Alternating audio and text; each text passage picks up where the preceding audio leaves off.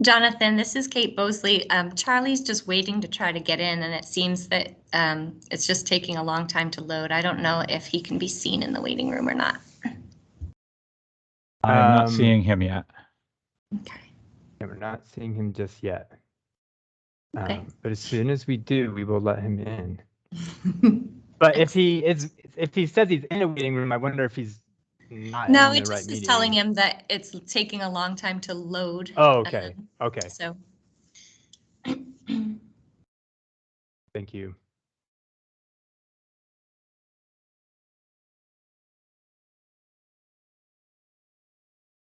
Welcome to all of you joining us for the Golden Dome Book Award Conference today. We're really happy to have you here.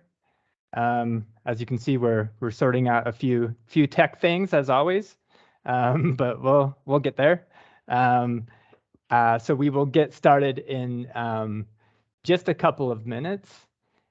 We're going to try to stay pretty close to. We're going to try to stick to our schedule today. So my name is Jonathan Clark, and I am the Youth Services Consultant for the Vermont Department of Libraries. And I'm really pleased today to be here for the Golden Dome Book Award Conference. We have Stacy McAnulty is going to be presenting in just a minute, which I'm really excited for, our keynote. And that was, she is the author. I finally got my copy in. I will when I intro here, but Millionaires for the Month, which is the book, the Vermont Golden Dome winner from last year. And then, so she's going to be presenting, and then you'll be hearing from the book award committee. There are some housekeeping stuff up on the screen right now. If you are having tech issues, please, you can put it in the chat if you are not seeing the chat. That has been a little bit of an issue. You can try rejoining. You can also reach out to, and maybe Josh could even put his email if you're willing to in the chat or to share it. If you reach out to Josh Muse, his information is also available on our website. If you're having serious tech issues, he'll try to help you with that. So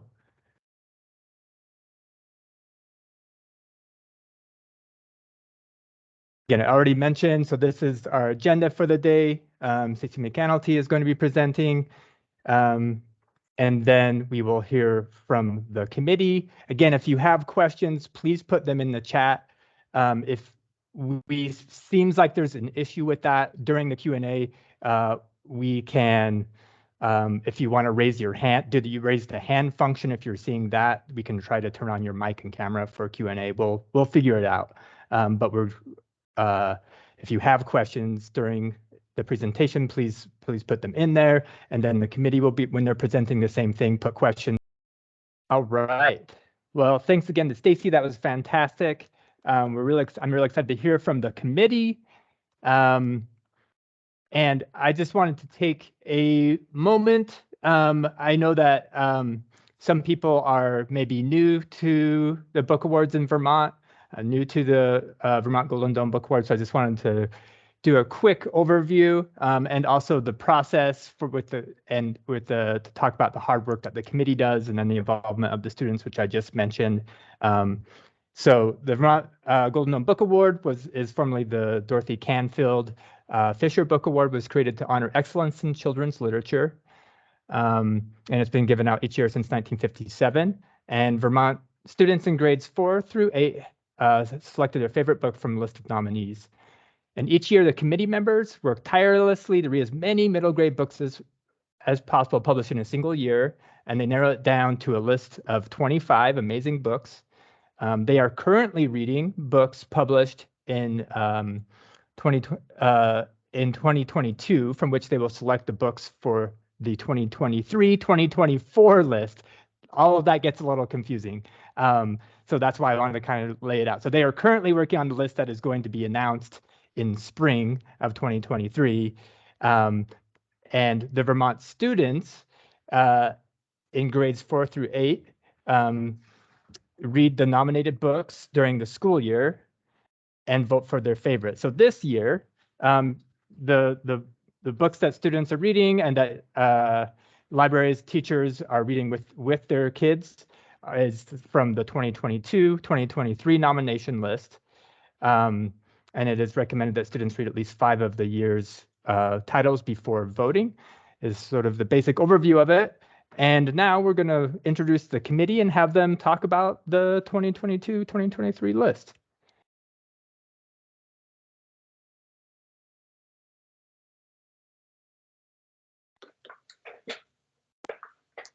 Okay. Hi, everybody. Hello, Becky. Becky is the chair of the committee, of the Golden Dome Committee. I'm not totally a Teams person either. I'm more comfortable with Zoom. So if I press... I mean, I don't know if anyone's really a team, like people use Teams. I wouldn't say I'm a Teams person. Well, if I suddenly vanish, that's why.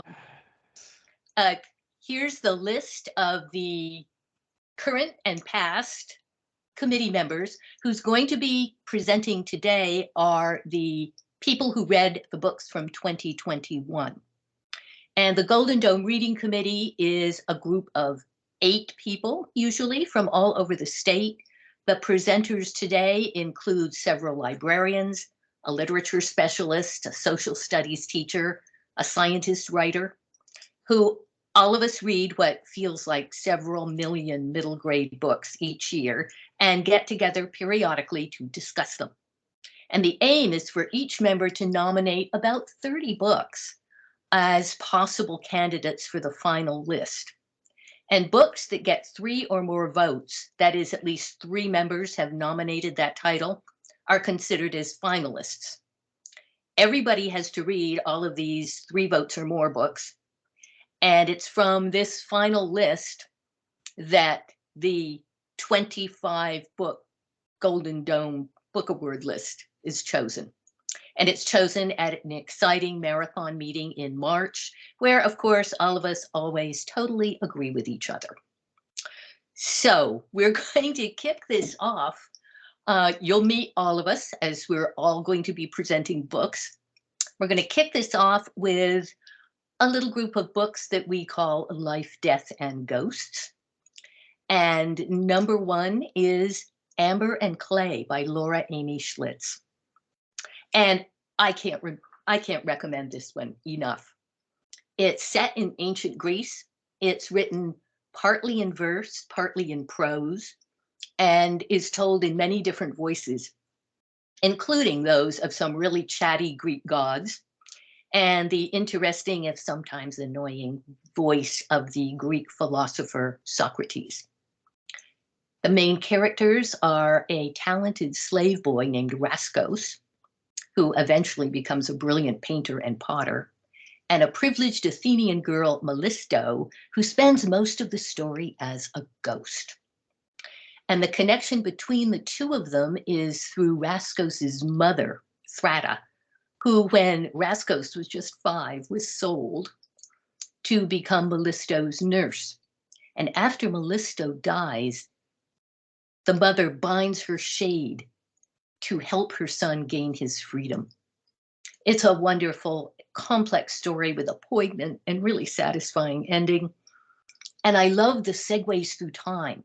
Each chapter begins with a description of a different museum artifact.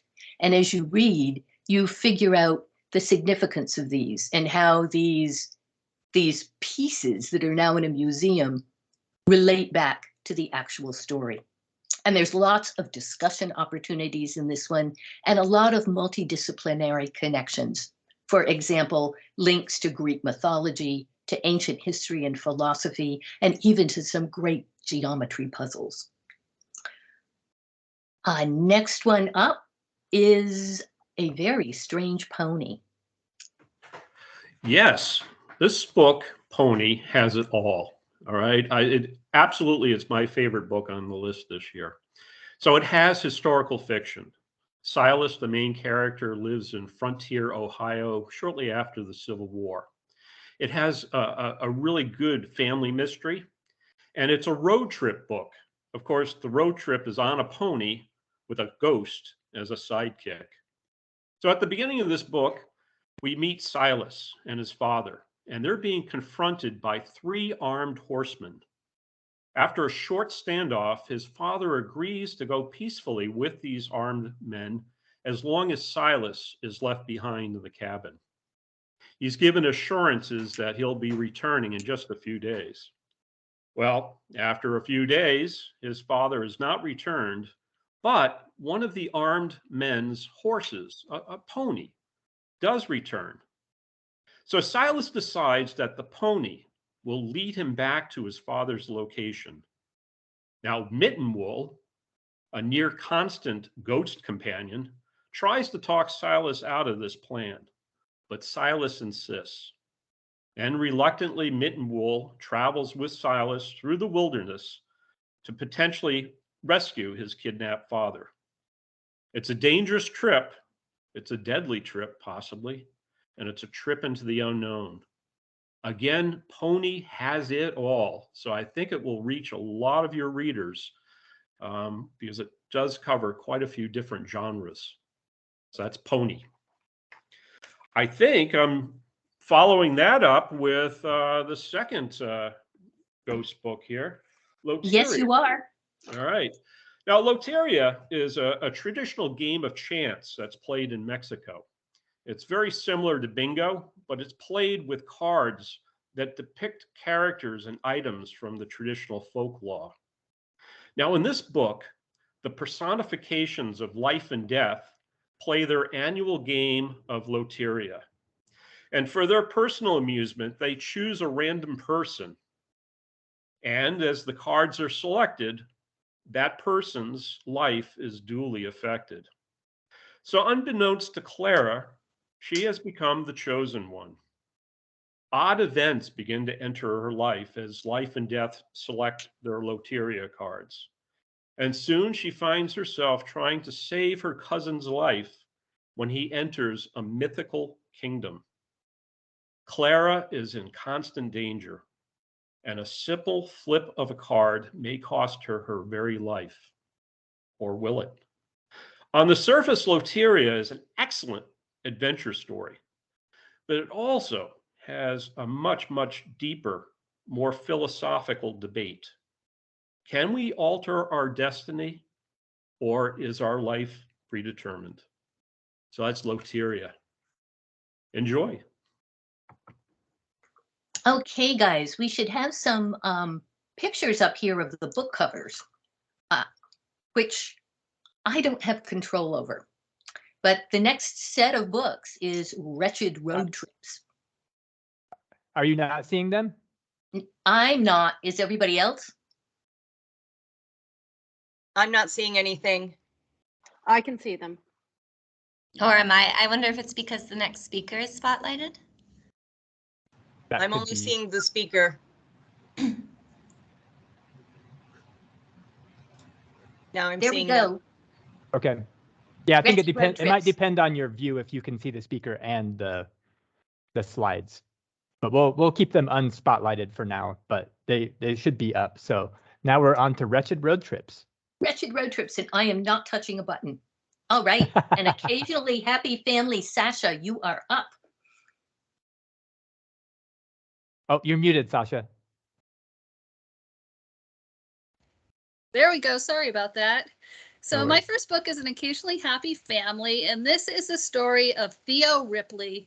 He is an indoor kid. He likes video games. He loves to draw, write his own graphic novels.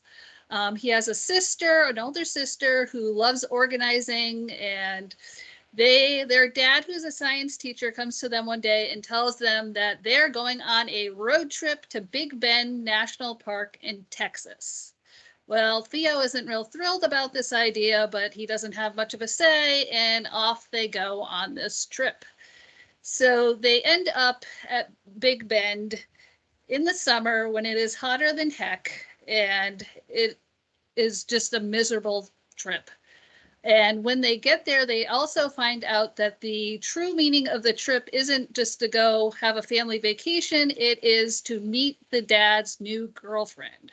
So that really throws a wrench into the vacation plans. While they're there, they experience sorry, that was just my dog, experience a whole plethora of misadventures. They run into naked French tourists. They have a run-in with a bear. You name it, it happens. When I was researching this, I found out that every national park in the country that you can, as a teacher or librarian, request a Zoom session with a park ranger for free. So you and your class could log on and they will give you a tour of the area and talk about what it's like, and give you a firsthand account of you could do Big Bend or any of the parks. I looked into doing it this summer for Acadia Park in Maine because our summer reading theme was oceans. And unfortunately, they didn't have enough staff to offer it during the summer, but they said they would be back doing it in the fall. So I thought that was a really neat option for schools. So I think kids who like books like Remarkable Journey of Coyote Sunrise or The Someday Birds would enjoy this. It's funny, but it's also very heartfelt as well. So I'll throw it back to Becky. Okay, well, I am throwing it to Erin, who is going to hit us with Race to the Bottom of the Earth, a really wretched road trip. If there are roads, really, but so this is a nonfiction book about the race to the South Pole in 1910 between Scott and Amundsen, and it compares it also to a more modern day race in 2018 between Rudd and O'Brady. And I was thinking, as Stacy McAnulty was speaking about the power of stories, and I don't know about you, but as a kid learning about explorers, I found it kind of boring. But this is told in such a fascinating storytelling way where you feel like you might be getting frostbite, you feel hungry, you're worried about stepping on crevices, and hearing about the poor animals that had to make this journey with them, especially in the 1910. It is heart-wrenching and keeps you on the edge of your seat. It will definitely hook some of your reluctant readers. It has a lot of curriculum ties. You can, kind of like Sasha was just talking about the national parks, you can go and get in touch with the American base on Antarctica. They have a live webcam. You can see what's there, a lot with navigation skills. It goes into a lot of diseases and sicknesses that people get when they're under extreme weather conditions, and a lot of science that you can do with this. So highly recommend Race to the Bottom of the Earth, Surviving Antarctica. Okay, next is a really different kind of road trip. The La Cuentista, The Last Cuentista. I haven't always been totally happy with some of the Newbery picks, but I am really behind this one. It manages to combine traditional Mexican folklore with science fiction and political philosophy, which right there is no mean trick. The premise is that the future Earth is about to be toast due to an impending comet collision, and chosen survivors are loading onto spaceships and heading out on a 300+ year journey to another safer planet. But not everybody agrees about what should happen once they get there.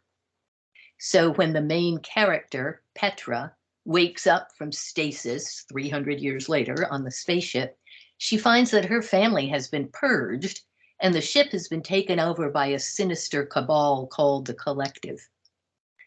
This is a great discussion book, both about what you think is right for society, how should societies be organized, and about the incredible inspirational power of the stories that Petra learned from her grandmother on Earth.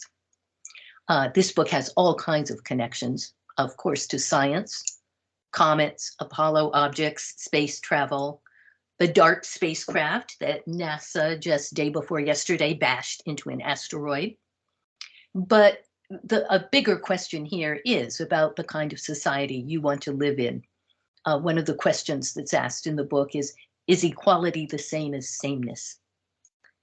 There's a lot to unpack in this book.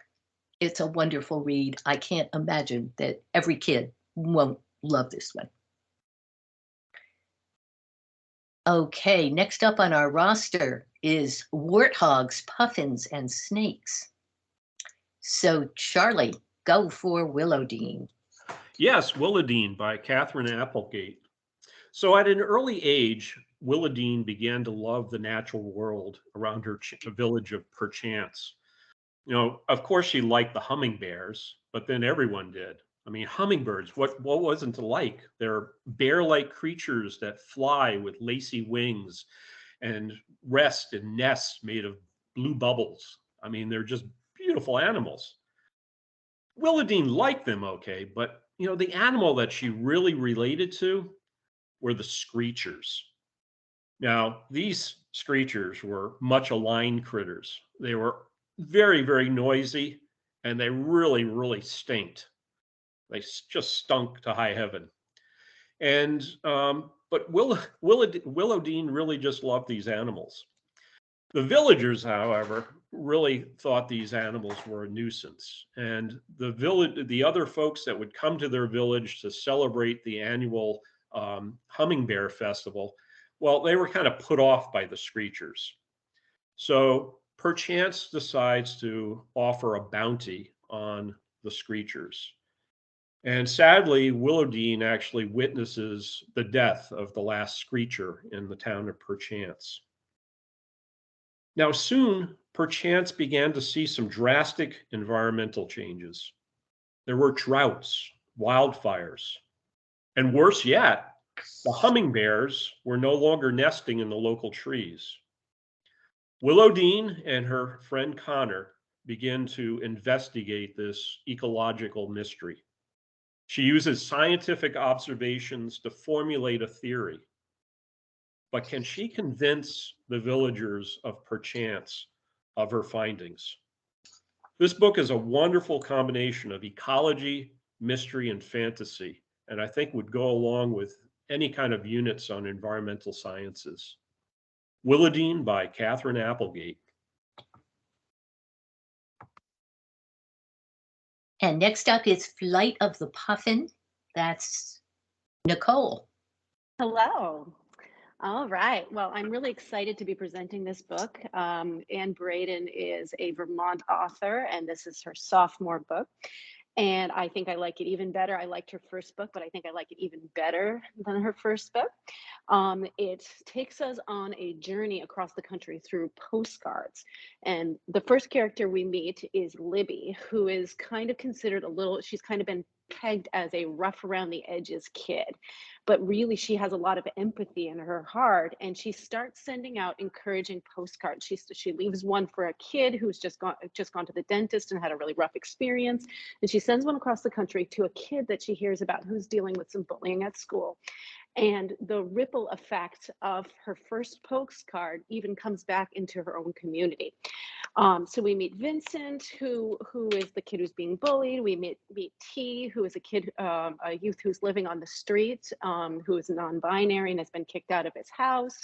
And we meet Jack, and Jack has been brought up in a very kind of almost old school Vermont way. He's got good gun safety. He's been told like some very traditional gender role stuff.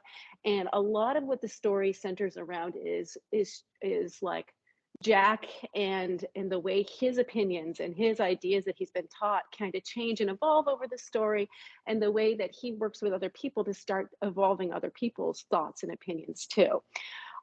It's a short book that tackles a lot of subject areas and does it in a way that I think Vermont kids can really connect to. There's a lot of conversations about empathy and about being persuasive, ways to have dialogues in ways that are respectful, but might actually make somebody start to think differently. Maybe not overnight, but like might convince someone that that their strong opinions that they are strongly holding may not be like empathetic to other people. So can't speak highly enough of this book. It does a lot in a really short distance of time. So that's the Flight of the Puffin. And you've got the next one too. I do. Yeah. I feel so lucky about the books that I've got to present this year.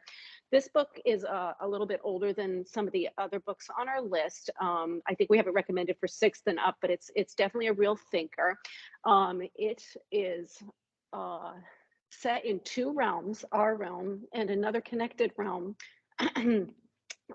that it has creatures that have 2 forms. They have a human form and they have an animal form. And the way that our realm is connected to this realm is such that if a creature is threatened in our realm, the creature will be threatened in the other realm. So as a creature becomes extinct, its counterpart in the reflecting world will be threatened as well.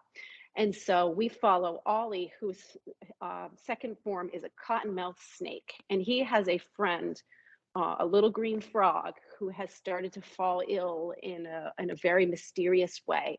And so he figures out that he has to journey to our realm to try to rescue the corresponding counterpart species. And so this one's a really excellent mixture of Native American folklore and kind of contemporary environmental activism. I think kids will really connect with, because it doesn't patronize kids. Like it makes them kind of like, it's a real thinker of a book. So let's see, is there anything else? So the mixture of magical, mythical elements with realistic issues today, like the extinction of species and the elimination of their environments, I think kids will really connect to and have a lot to think about after reading this book. That's my pitch for that one. Great book. And now we're moving on to Heroes with The Legend of Auntie Po. Yes. Lori. Hi. Yep. Hi, Lori here. So yeah, The Legend of Auntie Po. I love graphic novels that have some substance to them, and this one hits the jackpot. We tackle the Chinese Exclusion Act and the treatment of immigrants in the 1860s. It's got really enchanting art, a very subtle LGBTQ storyline, and a very tangible connection to Vermont and New England with logging and the description of logging and logging camps. It's also got this wonderful connection to Paul Bunyan, and I think just a very thoughtful idea of, recreating a myth and legend in one's own way, into your own story. Of course, May, our main character, creates Auntie Po and Pei, who is the counterpart to Babe the Blue Ox. So Paul Bunyan and Babe the Blue Ox become Auntie Po and Pei. The art to me is just something else in this story. I was amazed by the emotion that Shinyin Kaur can draw into her characters, and it's so simple. I'd love to be able to hold up the book and show you some of the things. I'm not sure if you'd be able to see them, but probably not. The real emotion that she evokes in her drawings are something that I would love to collaborate with an art teacher and have students try to recreate that. I think we have a lot of budding graphic novelists in our classes and coming in and out of our libraries. And this is a great book to show drawing some of those things, emotions that they might not see in some of the traditional graphic novels that they read. The book lends itself to, as a companion to serious historical research, obviously with the Exclusion Act and all that. And some wonderful storytelling projects, but it also has a fun side. When I was reading it, I could only imagine, connecting with my PE teacher and having students recreate in stations, some of the challenges faced by competitors in the national lumberjane competitions. They do that log roll thing, and I could just see in, PE doing a pool noodle roll or something like that. But having kids create that with the PE teacher, so lots of chance for collaboration. May is an amazing baker. So doing something with pie baking contests of some sort. Lumberjacks needed to eat 8,000 calories a day. Can we work with the health teacher? Again, what would it be to eat 8,000 calories a day, and what would that do to our bodies? It's just a friendship, hardship, drama, death, but hope and fun. It's a great read, and it's accessible to all of our Golden Dome readers, and some great curriculum connections to boot. Well, next up is a less serious hero, Katie the cat sitter. Sasha. All right. This is another graphic novel, and it is my favorite book on the list this year. This is about Katie, who is kind of bummed out because all her friends are going to a sleepaway summer camp this year, and she lives with her single mom, and they just can't afford her tuition to go to camp. So she's a really hardworking kid, so she decides that she is going to earn the money to go to at least a week of this summer camp. So she lives in an apartment building, and she tries out a slew of little odd jobs. She carries groceries for one person. She tries babysitting. Nothing, they aren't a good fit for her until she sees an announcement for somebody looking for a cat sitter. So she thinks, okay, this is perfect. I'll just have to go give the kitty some crunchies, change a litter box, all will be good. It'll be a perfect, easy job. So when she gets there, she finds out that the homeowner, whose name is Madeline Lang, she doesn't just have one cat, she has 217.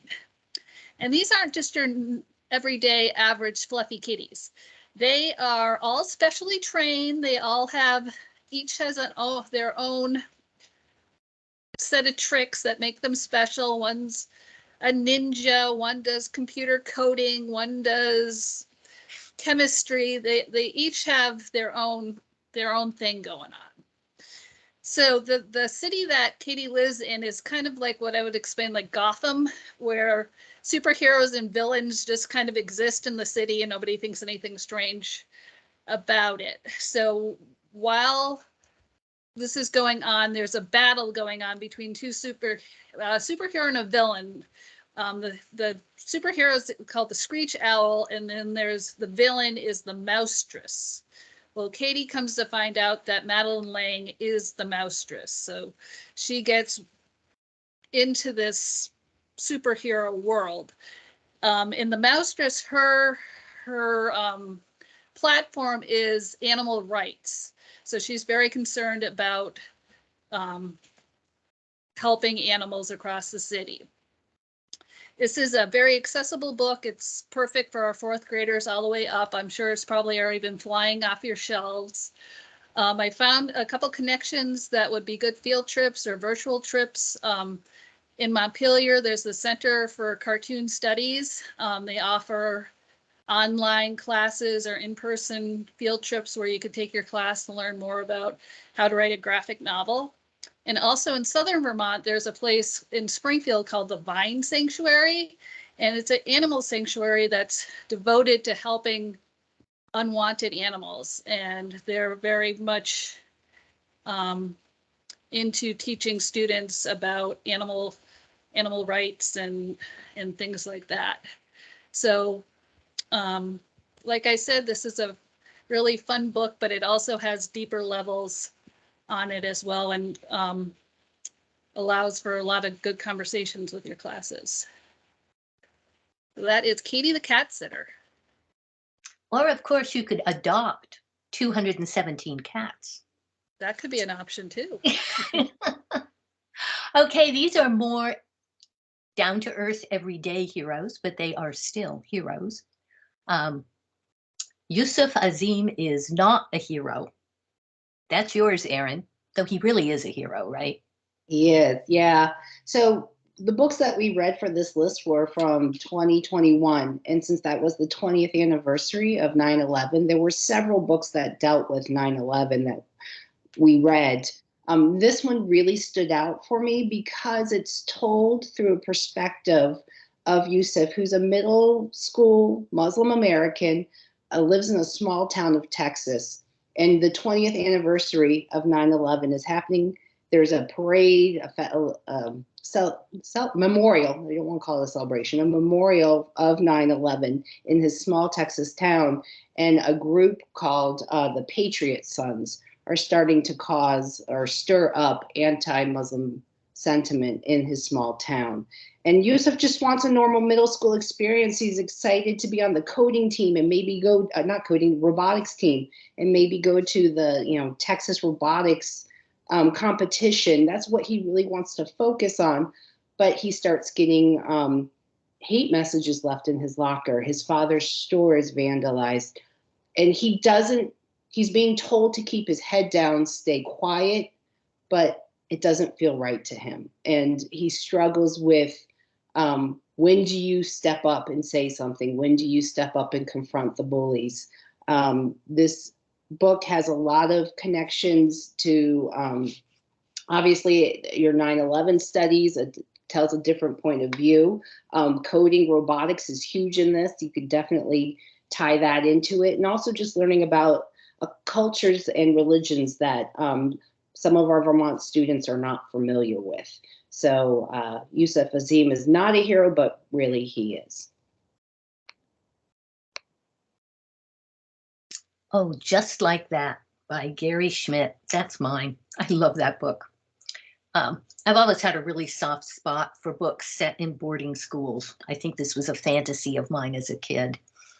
And in this one, Meryl Lee, the main character, has just gone through a traumatic loss. Her best friend has been killed in a car accident.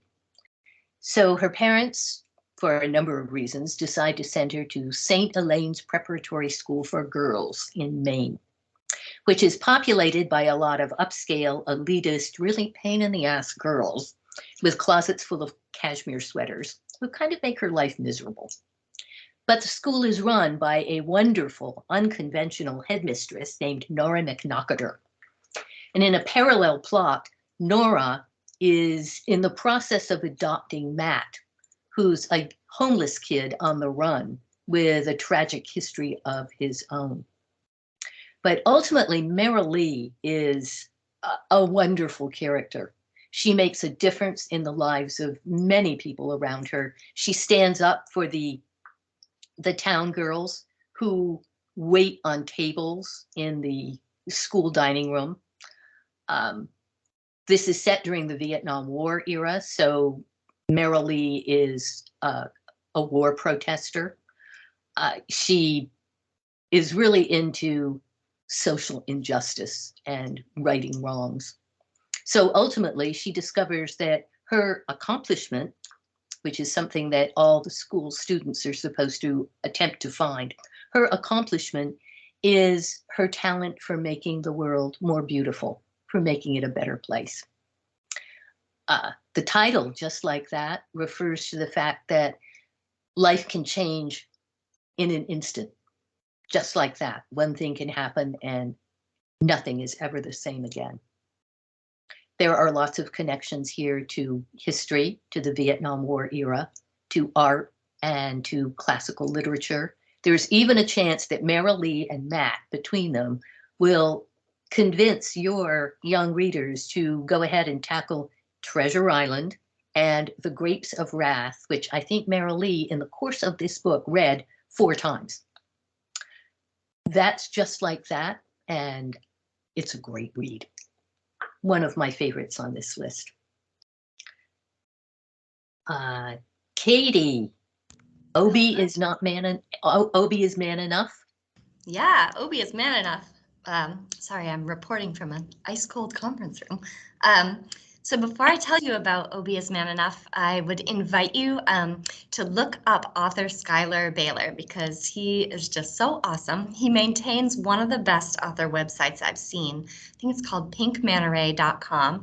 And on it, he talks about his experience being a transgender athlete and advocate. And answers common questions about identity and allyship. So much of Obie's story seems to be pulled from Skyler's personal experience.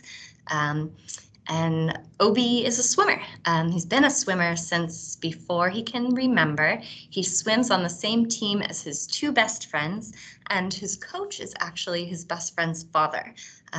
So that makes it especially tragic when the coach tells Obie that he doesn't have a place on the team for a transgender swimmer.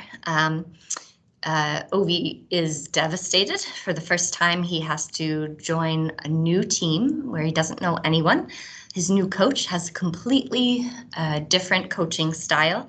And Obie is trying to get the hang of all this while still sort of dealing with the emotional fallout of being told by someone that he held in really high esteem and considered almost family, that he is not enough. So this book is going to make you feel like you are sitting on the side of the pool. It talks about social justice in an athletic setting, and it would be such a good book club book because you're going to want your team around you, right? It really makes you consider who are the people who make you feel like your most authentic self, who are rooting for you. Obi comes up as a competitor against some of his former teammates, and you just feel like you're right there at the pool by his side. So that's Obi is Man Enough. And a different kind of hero. All right, Magic School. Who does not love Magic School? Amari and the Knight Brothers. Kate, Okay, so this is yours. This is B.B. Alston's very first book, and wow, I mean, look at this cover. What kid does not want to pick up this book and read it? So this book opens, Amari's brother is missing. She comes home from school and finds a ticking briefcase in her closet with a nomination to the Bureau of Supernatural Affairs, which she doesn't even know exists. So she's pretty sure she's found a key to finding her brother. And then I start telling kids when they come into the library, I say, this is a book kind of like a cross between Harry Potter, a mashup, and Men in Black. And I mean, a lot of them probably don't know Men in Black, but their parents know Men in Black. So their parents get excited and they say, oh yeah, you have to take this book home. So I can tell you at our library, I don't think this book has been on the shelf since we got them in. It just goes straight to holds. I don't think I've seen this book for months. So I can't imagine you're going to see it in your library. It's just going to fly off the shelves. So just the cover alone is hook enough. It's just gorgeous. So the book is fast paced. It's exciting. The supernatural elements are just amazing. It's fun all the way through. I don't know a kid who could put it down.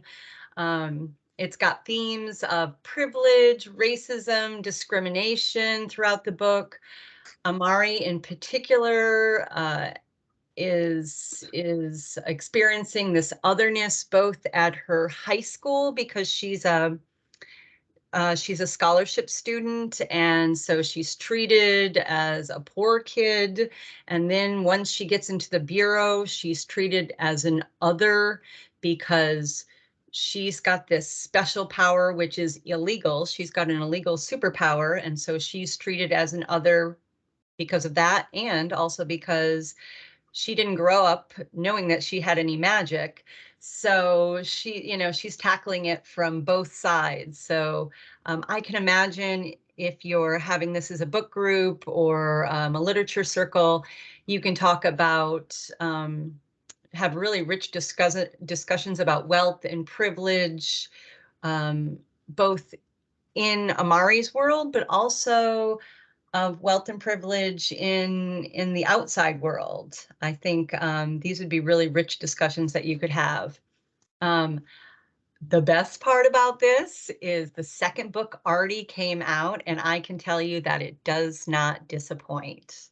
So pick this up, take a quick read, and then just rush it into the hands of all of your kiddos.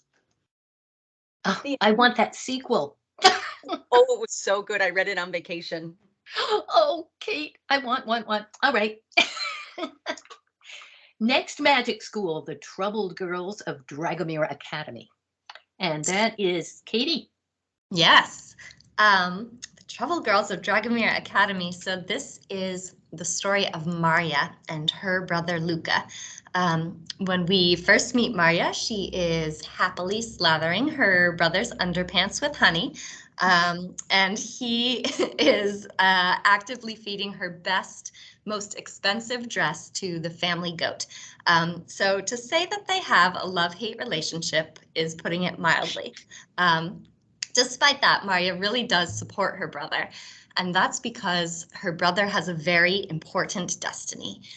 He's being tested for his potential as a great, powerful sorcerer, which is something that their country desperately needs because it's under threat from this mysterious, terrifying force called the Dread. The Dread descends on whole villages and just wipes out everyone in the village overnight. And the villagers are told that really the only way to combat this is to find these boys who have this magical potential and train them in sorcery so that they can join an army to battle the Dread. Maria has a destiny as well, and that destiny is to take care of her brother's household, to be his housekeeper, so that he need never trouble about the minutia of the household and can focus solely on his magic profession. On the day of her brother's test, all of the country's most powerful sorcerers are gathered in Maria's living room when she unexpectedly releases a power all her own in the form of the family goat. All of these prestigious sorcerers are surprisingly unprepared to deal with a goat. The goat takes all of them out. Her brother's future as a sorcerer is botched, and she is remanded to the school for troubled girls in the far north. So Maria discovers that all of the students of the Dragomir Academy are girls, and they are all sent there to learn the values of humility, obedience, and deference to authority. And frankly, none of those values speak very much to Maria. She starts to discover that the most troubled of the girls tend to vanish overnight. There seem to be mysterious messages woven into the tapestries around the academy. And the founder's daughter, who is heavily chronicled in some of the early stories of the academy, seems to have mysteriously vanished from the family history. While she works to try to unravel these mysteries, the Dread is just closing in on her school. And it turns out that she may have to take on not only the establishment, but the Dread as well. So this book will really get especially your girl readers riled up, and I mean change-making kind of angry. It parallels, the way that we see women and girls treated in our own society, both historically and currently. So it is great fodder for a discussion about, how we portray women in history and what roles they played and how we can affect lasting change. So excellent fodder for discussion. Okay, next up is darker, more serious topics, struggles. We'll start with Thanks a Lot Universe, which features what must be the worst 13th birthday in the world. Sasha. All right. Like Becky said, this book starts on our main character, Brian's 13th birthday, where he finds out that his dad was involved in some sketchy business and is now on the run from the law. And when his mom, who has some mental health issues, finds out about this, she can't deal and tries to commit suicide. So Brian and his younger brother, Richie, are put in foster care. They are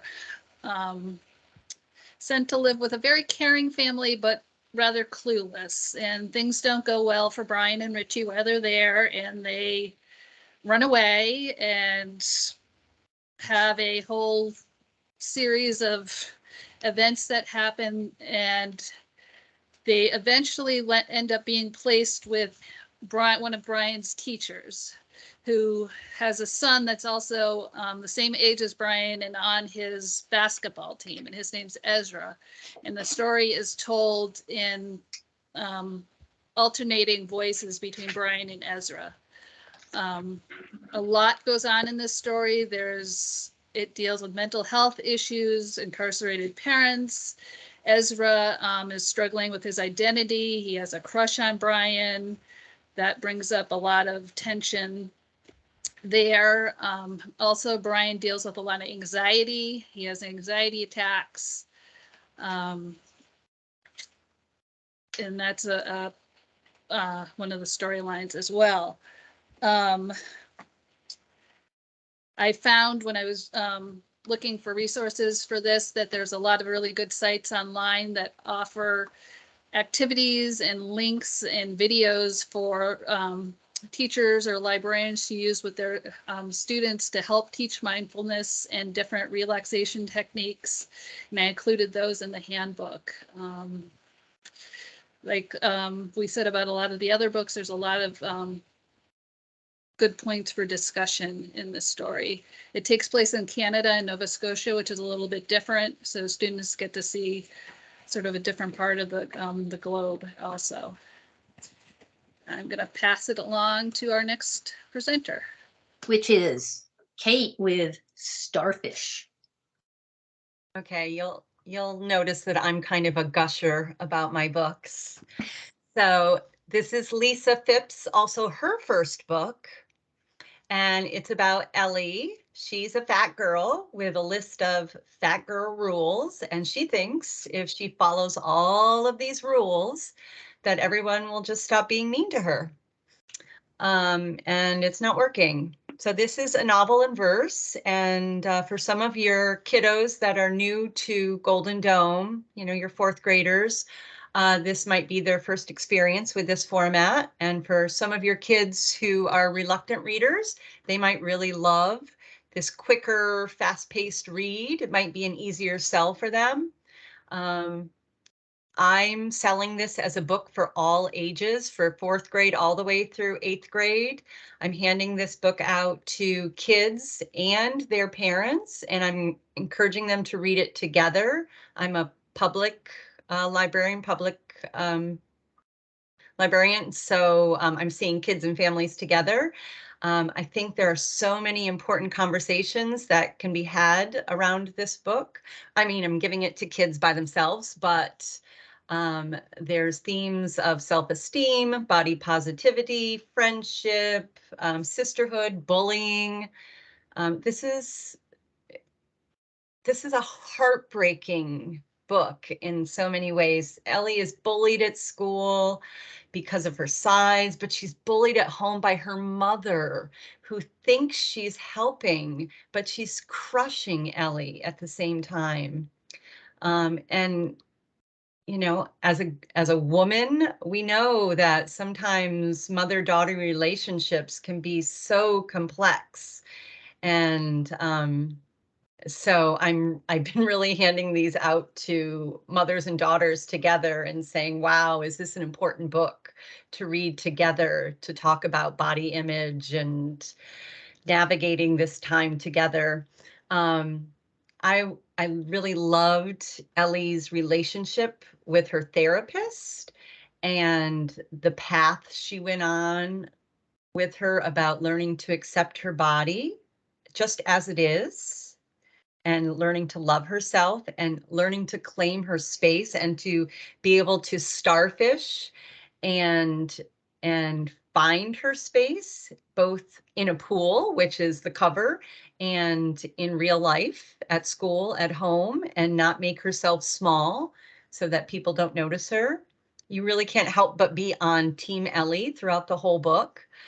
I would love, as a teacher or a book group, to listen to kids talk about the relationship Ellie has with both of her parents, and talk about that family dynamic, and listen to them discuss that based on their own experiences and their own family life, because I think there would be a lot to learn from them. This is a really, really important book. I feel like everyone should read this. Boys, girls, families, adults, everyone has something to learn from this book. So everyone should run.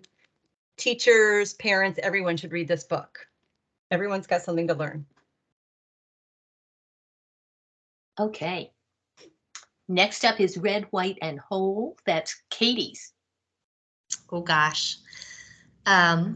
So Red, White, and Whole is a book that I picked up off our new shelf at the library and read the first few pages, as I'm apt to do. And that was a huge mistake because this is a book that grabs you from the first page. I was literally counting the minutes at work until I could go home and dive fully into this book. Part of what sucks you in is that this story is told in verse. It's just wonderful poetic prose. That's such a strong voice of our protagonist, Riha. And then the other part that I'm sure I found gravitational was that this book is set firmly in the 1980s. When I myself was a child, it's got this terrific 80s soundtrack that will just transport you directly to this time and place. So this is the story of Riha. She's a first generation American. Her parents immigrated from India, and she is firmly aware of what they sacrificed to pursue life in a new country. She's their only daughter, and so it's really important to her to honor her culture and traditions. At the same time, she's in middle school and she is especially taken with pop culture. MTV has just come onto the scene and she is experiencing her first crush at school.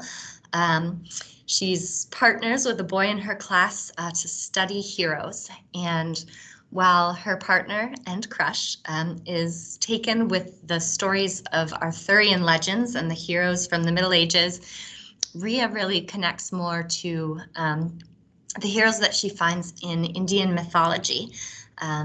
She resonates very well with them, and that's really important to her because her mother is given a really terrifying health diagnosis. She's facing major illness, and Riha just wants to embody those heroic tendencies and be a hero for her own mother.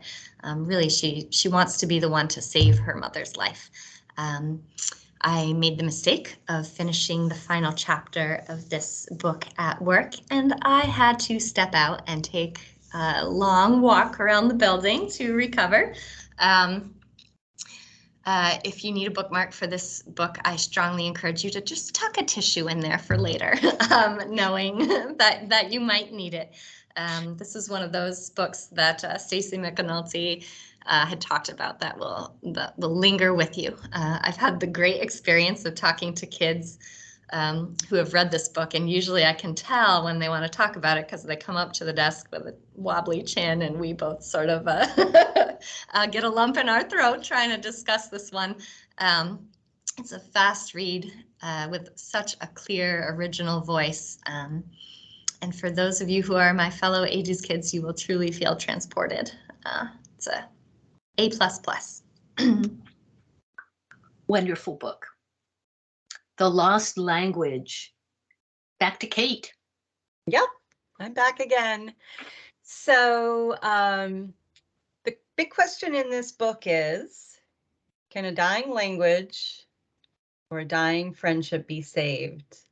So Betsy and Lizard, the two main characters in this book, have been best friends for years, and they go on a quest. Betsy's mom is a linguist, and they go on a quest to save a dying language, and that goes sideways, and their relationship starts to go sideways, and Betsy's family has a big trauma, and it seems like none of these things can be saved. It's kind of a heartbreaking book that I think it's hard to say a heartbreaking book will be enjoyed, but it was really enjoyable. It's another novel in verse. We have a whole bunch of them this year. It just so happened that so many great ones popped up in the same year. Has beautiful rhythm to it, and just once you start reading it, you will realize it just has a great rhythm to it. It has themes of friendship, mental health, identity. I think kids will really identify and relate to the relationship between Bumble or Betsy and Lizard. I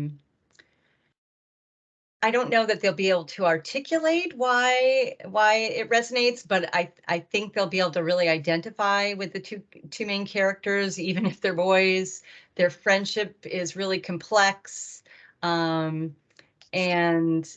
the way they're growing apart is is similar to things that happen to a lot of kids as they grow out of elementary school into middle school, and it can be a really heartbreaking experience that happens to many kids. So I think that will be a part that resonates. I loved how fiercely Betsy connected with both of her parents, even though her mother was so controlling and her dad was so easygoing and loving, but she just had this wonderful relationship with both of them. It's a hard book because her mother is experiencing a mental health challenge and does attempt suicide. And that can be really hard for kids. So I do, when I'm handing this book out, I talk to families if the families are there, and I talk to them about how sensitive their children are or what age the children are. It's not a book for every kid. So maybe not for your most sensitive readers. But this book is a really touching book. The word choice, the spare writing, the sadness of that lost language between friends. It's not just the lost language of, losing languages around the world, but losing the language between friends and between a mother and a daughter, not knowing how to communicate, growing apart. It was really bittersweet, but wow, a beautiful, beautiful book. Yes, it was. And some more wider overarching struggles, Stamped for Kids. Katie. Ooh. So Stamped for Kids is this collaboration between three very masterful authors. It was originally written by Dr. Ibram Kendi for adults, and then was adapted once for teen and then again for younger readers by Jason Reynolds, who's coming to Vermont soon, and Dr. Sonia Cherry Paul. Jason Reynolds, I'm sure you're all familiar with for his, he's knocked it out of the park with books like All American Boys, Ghosts, Look Both Ways, and Sonia Cherry Paul has this incredible website. This is only one of her projects. She actively works to provide racially just and equitable curriculums and help teachers rethink how they talk about race in classrooms. Definitely worth looking into. So this is a book about racism. We see racism in the news around us and in our current political climate, and we talk about the civil rights movement in school and slavery, but we don't often touch on where the ideas around race came from. So this book talks about how those ideas were generated. Who were the historical figures who really came up with the ideas of how we think about race and why. We came up with race as a way to sort of sell the idea that slavery was okay.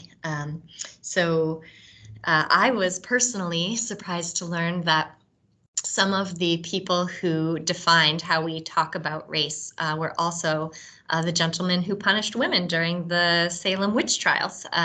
So I think it's a theme in this book where we see commonly talked about historical figures and really key and pivotal moments in history through a more complete lens. So you're going to learn something new about someone that you may already have known about. It's going to change the way you think about those times and people. It also shines a spotlight on the folks who took on racism, the different philosophies and ways that they used to combat racism in their own time, despite very dangerous consequences. This book serves as an invitation to re-examine those pivotal points in history and as an invitation to you personally to be anti-racist, which means calling out racism where you see it and advocating actively against it. It's also an invitation to just read a whole bunch more history books, because once you've opened this door, it just really gets you psyched to learn more. So it's really like a gateway book into a great, more complete history. And now a trip to the Soviet Union. Nicole? Yeah. Yeah. So, with everything that's been going on this year, I'm sure lots of kids and parents will come to you and talk to you about, like, talking about the Cold War, talking about the Soviet Union, talking about what's happening in Russia and Ukraine. This memoir is a slice of life from the height of the Cold War. Eugene Yelchin was born in 1956, and this follows his life from about when he was 9 to his early teens. And it is just a little, like, as we talked about, the mirrors and windows, it's a window into that time in history. He lived in what amounted to a 1-bedroom apartment. They shared their bathroom and their kitchen with a KGB spy, and his sleeping area was under the table. And under the table, with a big cloth draped over it, was where he discovered his passion for drawing. And he would draw like halfway through the night instead of sleeping, and nobody knew he was doing that.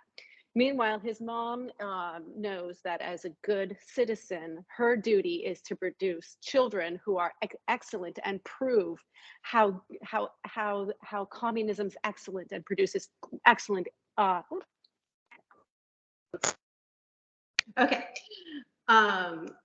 Produce excellent ballet dancers and ice skaters, and his brother's already an excellent, perfect ice skater. And so she tries to get him to prove his excellence as well. And his father is always in seeking of truth, but feels too afraid to share his own truth. And so this is all about how he lives in this slice of time and how he discovers what he's good at and is able to share that with the world. It's got fabulous illustrations. It's got a really great dry wit to it. I think even kids who aren't fascinated by history will find some of the storytelling really fascinating and will make a connection to a different time and a different place, but also, you know, have some historical context for some of the stuff that we're seeing today. Hopefully I wasn't just talking to dead air that whole time. No, you were great. And now, what if your entire town vanished? Aaron. Yeah, this is another novel in verse. So 12-year-old Maddie makes a plan with her 2 girlfriends to make an excuse to their parents saying they're sleeping over at each other's houses. And they are going to go to Maddie's empty grandparents' apartment, because they're in Florida, and have a sleepover. So Maddie can get away from her family, her annoying siblings, and just, you know, hang out with her friends. Her friends can't make it, and Maddie decides she's still going to stay there because it's a night away and she can be alone.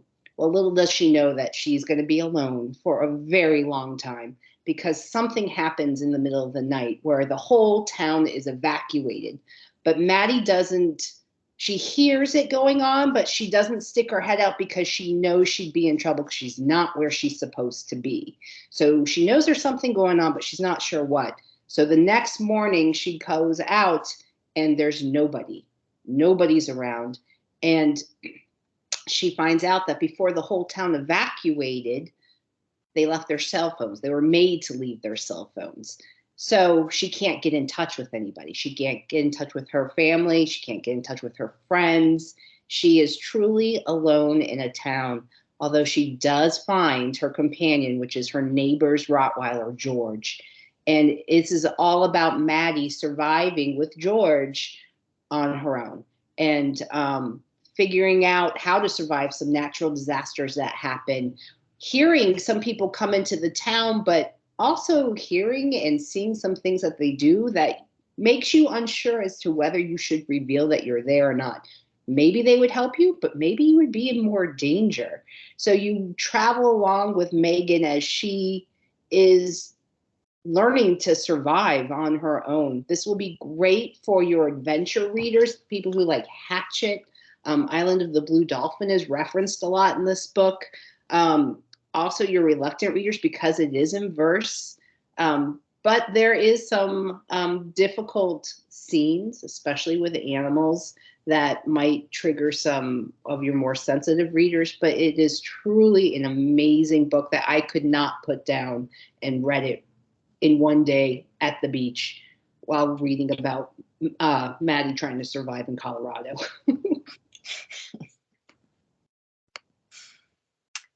So next we have two very, very different takes on war.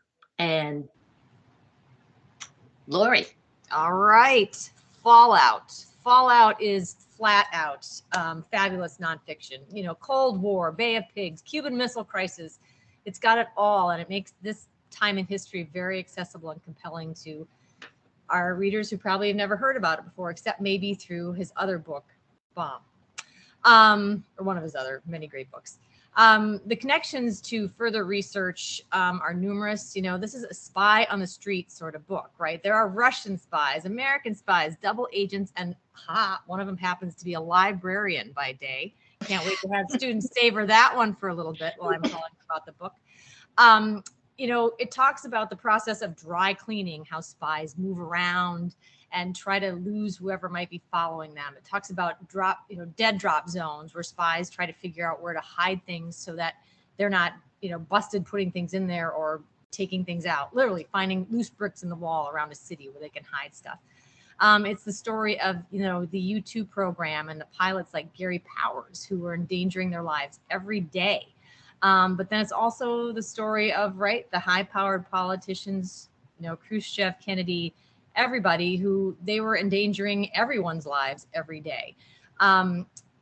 It's still the discussion about, how there's still this animosity between Russia and the West, think the 2016, election tampering, Ukraine wanting to join NATO. This is history that's still a part of our present time.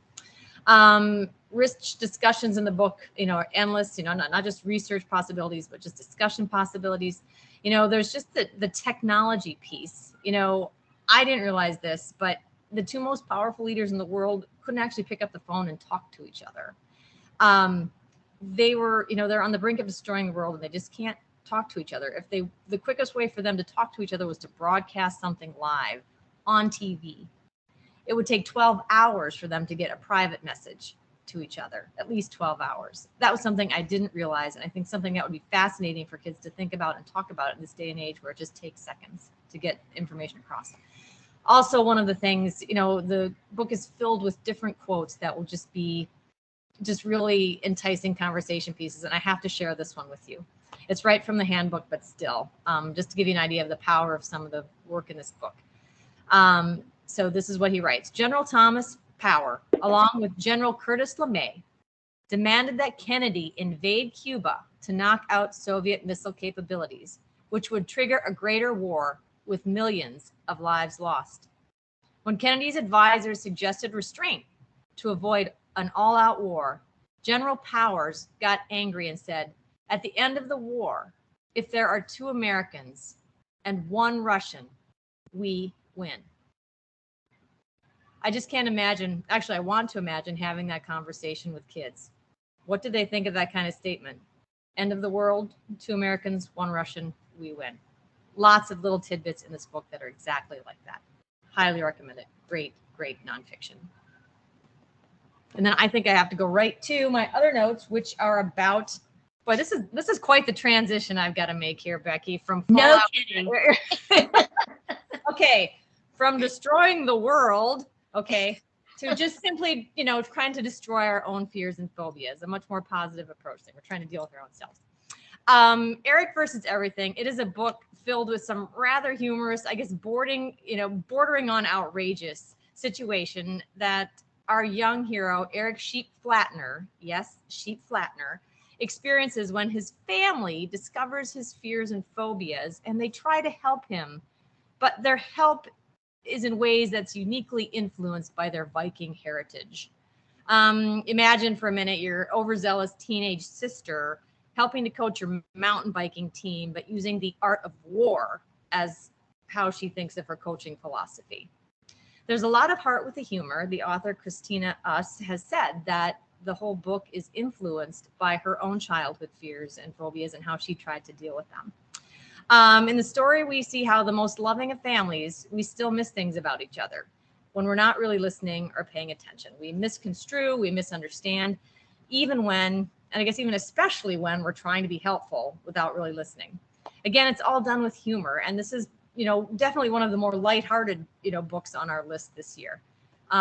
Lighthearted, but with real heart. There are a lot of other touch points to the story besides trying to deal with our fears and phobias that will make good conversation pieces. For example, there is a really excellent coach, not the teenage sister, who coaches the mountain biking team, who really is a representative of what youth coaching should be. And that would be a good conversation to have with kids. There's also Mr. Nubbins, who is the pet squirrel in the family, and that should open up a nice conversation about, do wild animals really make appropriate pets?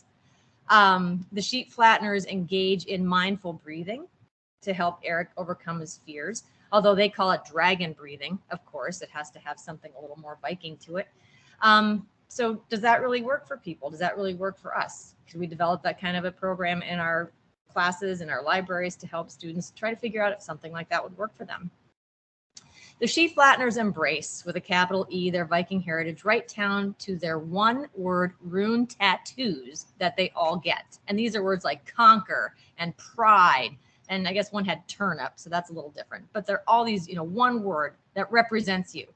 I would love, one of my favorite connections with this book would be to have kids try to think about what that one word would be that represents them. What would their one-word rune tattoo be?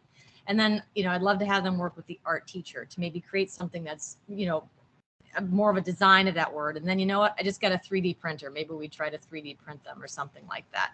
All those kinds of stuff. This is a fun, if at times outlandish read that I think we can make a lot of connections with kids about.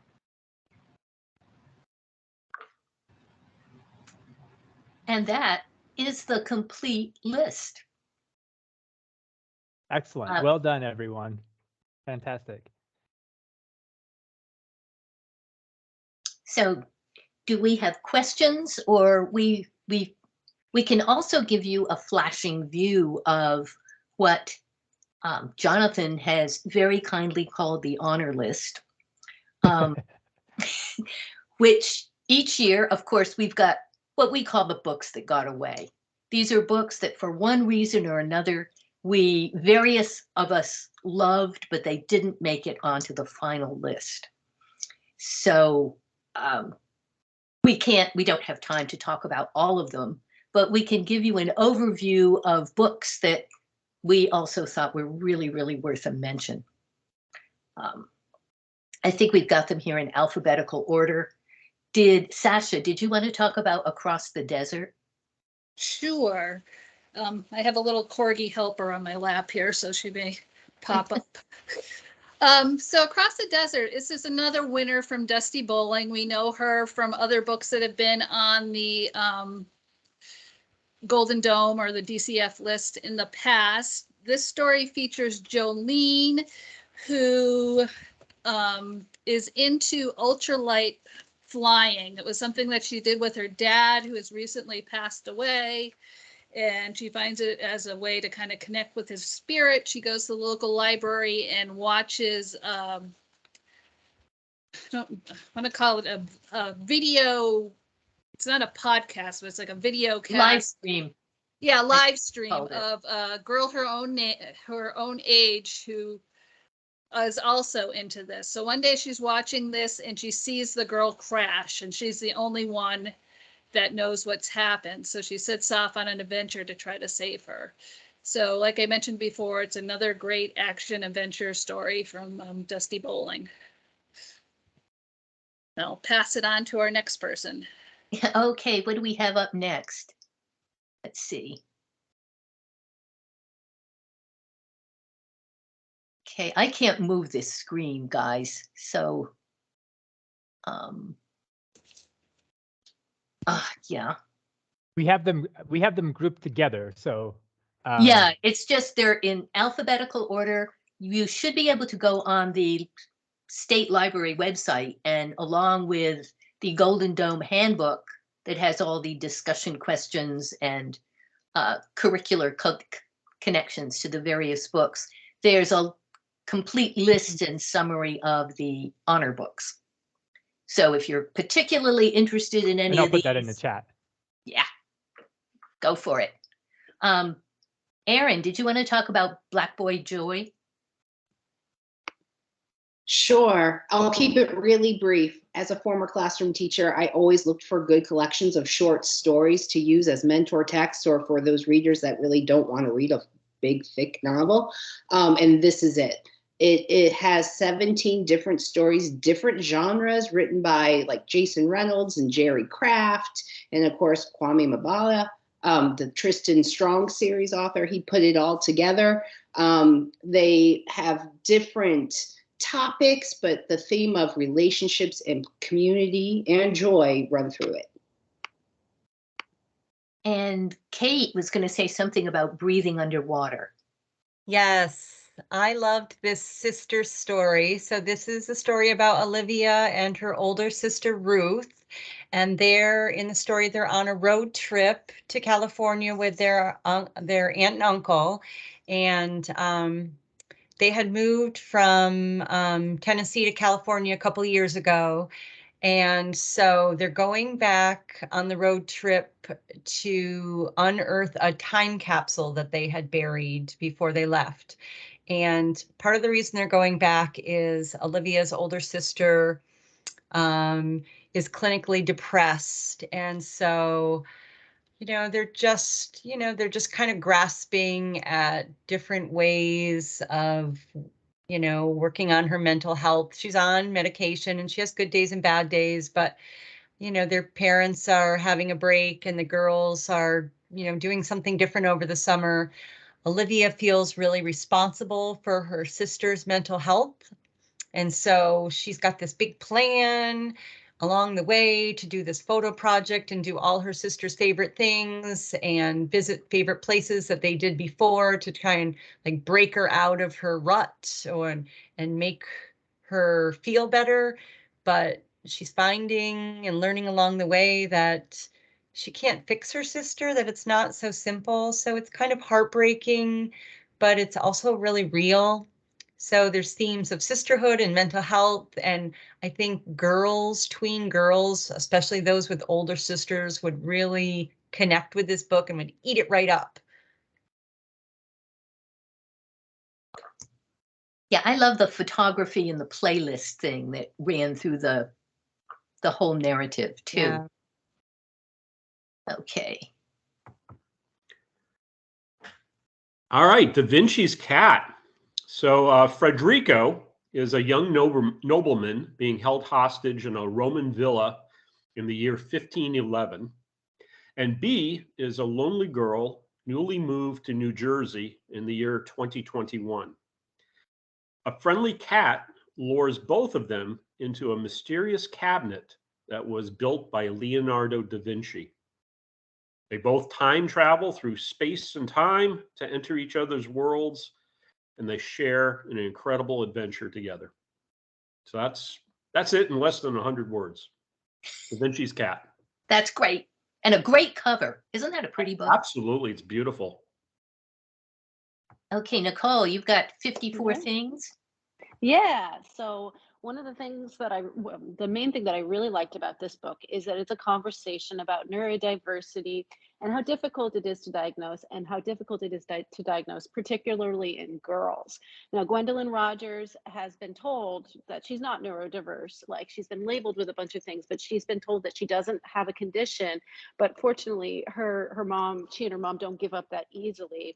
And it takes us on a journey to some of the conversations that happen. And she has a half brother who gets a diagnosis and gets put on medication and gets all of these extra supports. And she just struggles. She struggles.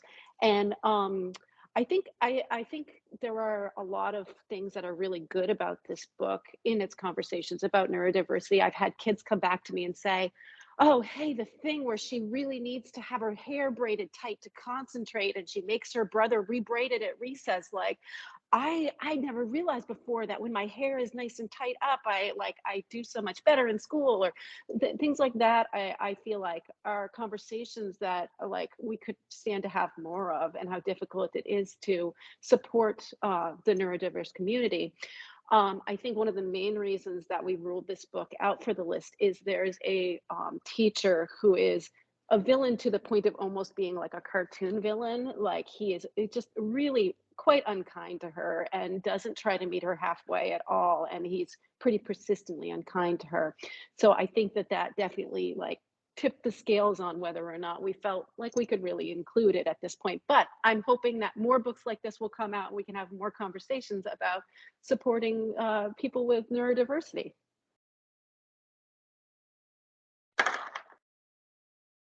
Okay, what's up next? Oh, Kaleidoscope. I think Kaleidoscope didn't make it onto the list because it's confusing. I loved it. It's fascinating. It's surreal. It's eerie. It traces the adventures of what appear to be a pair of boys, an unnamed narrator and his companion James, through a changing emotional landscape as they deal with themes of love and death, friendship, grief, dreams, reality.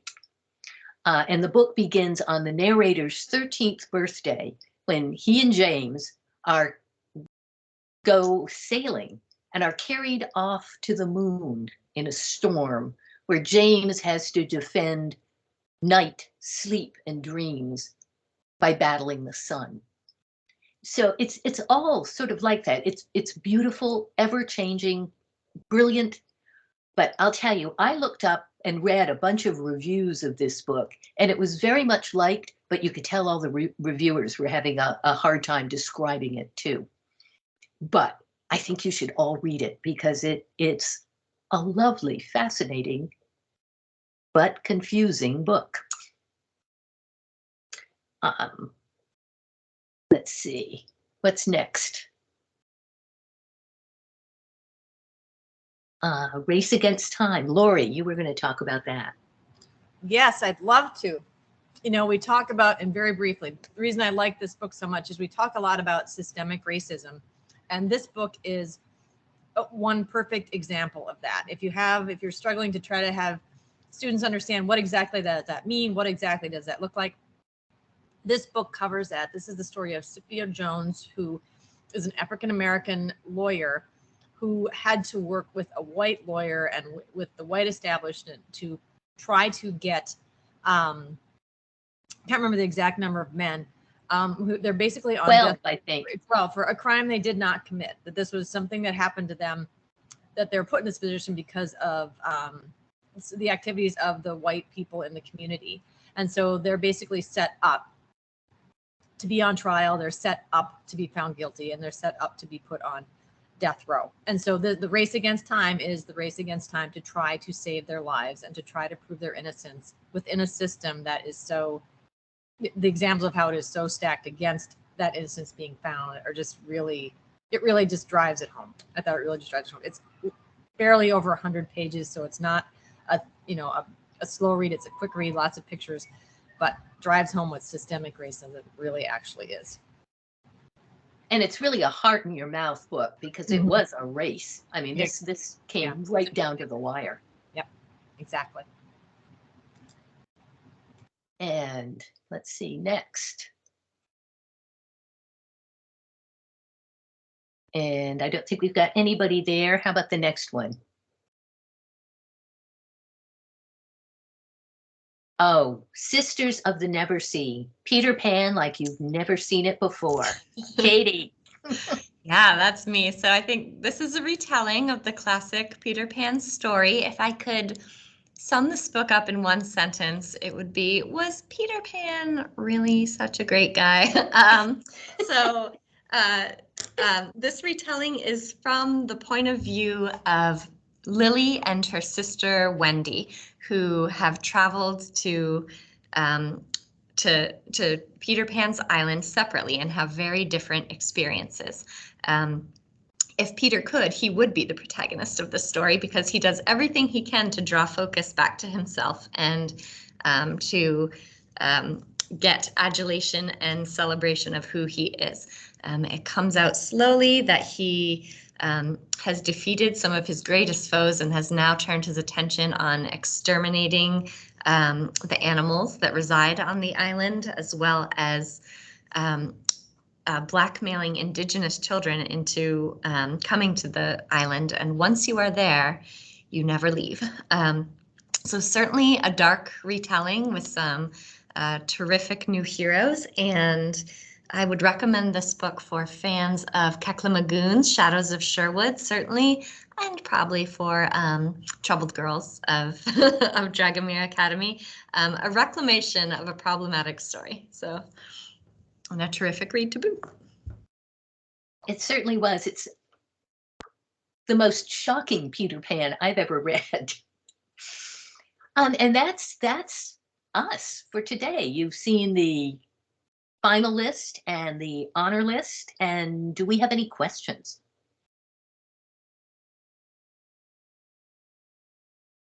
I can't see the chat, so. I am not seeing any questions yet, but we'll give a minute for that. I did put, we're seeing if, oh, we do have, looks like Leaf that may have a question. Let's see if gonna Get her, oh, go ahead, Leaf. Thanks. I just wanted to mention that Gary Paulson book Onto the Woods was excellent. When I read it, I listened to it as an audiobook, and but I felt it was really, there were a lot of disturbing parts of it, of what he witnessed as a child. And I felt like maybe that would be for a slightly older group. I don't know. So I just wonder what your thoughts were with that. Like, do you think it's really for 4th to 8th graders, or more of like maybe a Green Mountain Book Award book? I would say it could certainly go for the Green Mountain Book Award level reader. On the other hand, usually our books are not recommended all for 4 through 8. So I would say, you know, for grades 7 and 8, this might be more appropriate. It was really gripping and heartbreaking. I mean, what a life. It definitely was heartbreaking. So that was a hard part. Thank you. Yeah, does anybody else have comments on that committee? I do. Good. So we actually discussed that same topic in conversation, and because we can't always tell what the Green Mountain Award will be nominating or selecting for their list, there are books that come up that we feel like need mention because we would be remiss if they appeared on neither list. This one certainly, reviewers, I think, said grade 7, 8, and up, and I agree. It does have some heavily disturbing topics, although I'll say Hatchet was read to me in 3rd grade, and having reread it now, I realize how much I glossed over as a child. This was really the final thing. You know, it was very timely because it's Gary Paulson's life story, and he has since passed away. But it certainly gives you a window into why he was so able to write such relatable survival stories, and how his connection to nature really carried him through those difficulties. So it might have been my personal love of that story, and I do think we have had 8th graders read it here who have loved it and have even read it with family. I think, you know, we're looking at books this year too that have a similar heavy content, but just have such a phenomenal quality of writing that they're still worth consideration. I think it's a wonderful idea to read this one as a family, because there's a lot to unpack in it. And the subtitle is Surviving a Lost Childhood, which he did indeed.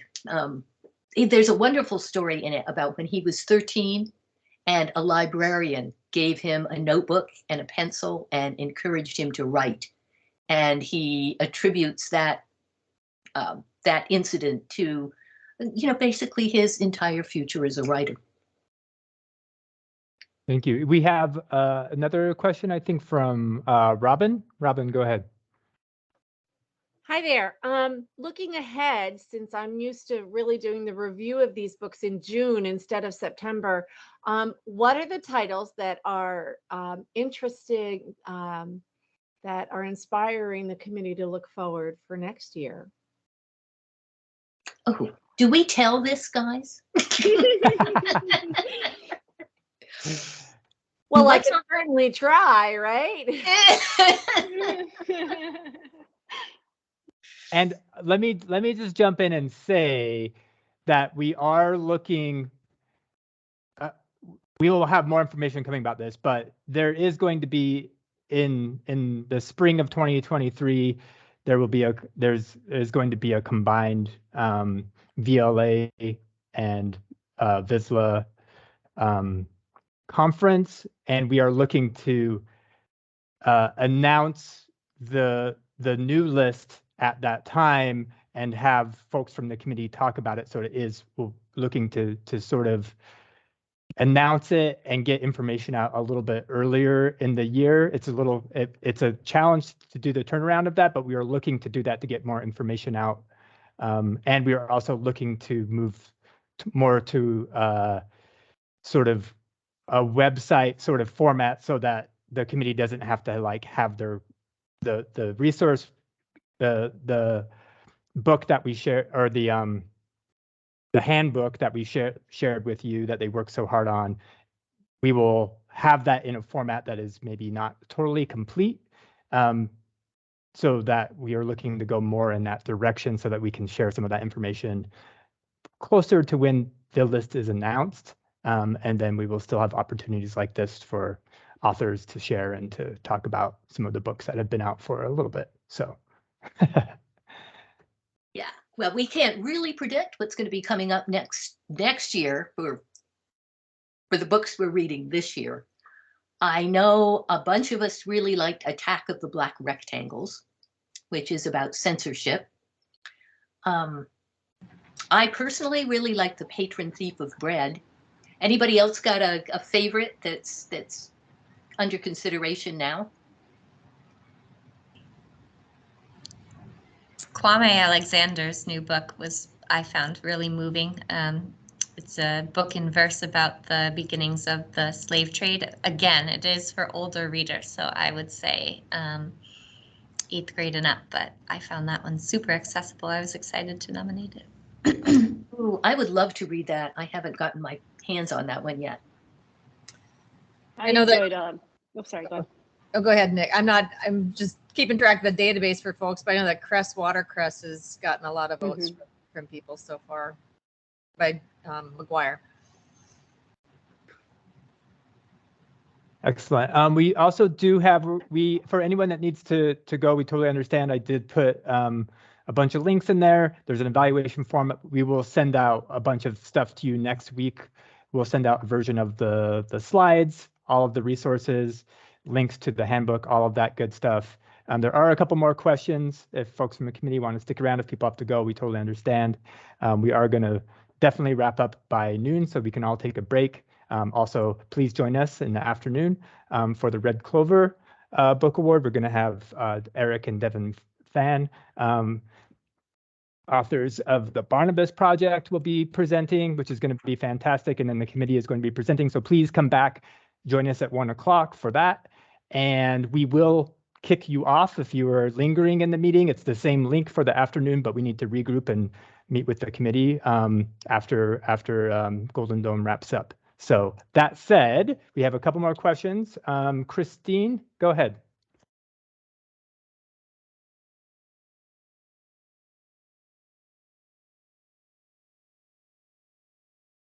Christine, do you have a question? You need to unmute yourself, Christine, maybe.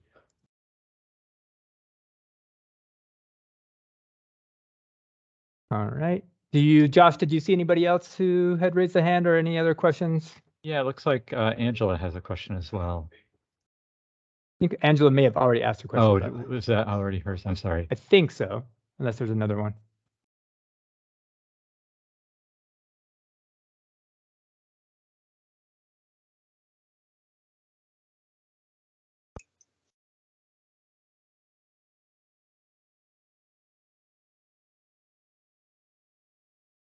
All right, well, any other questions?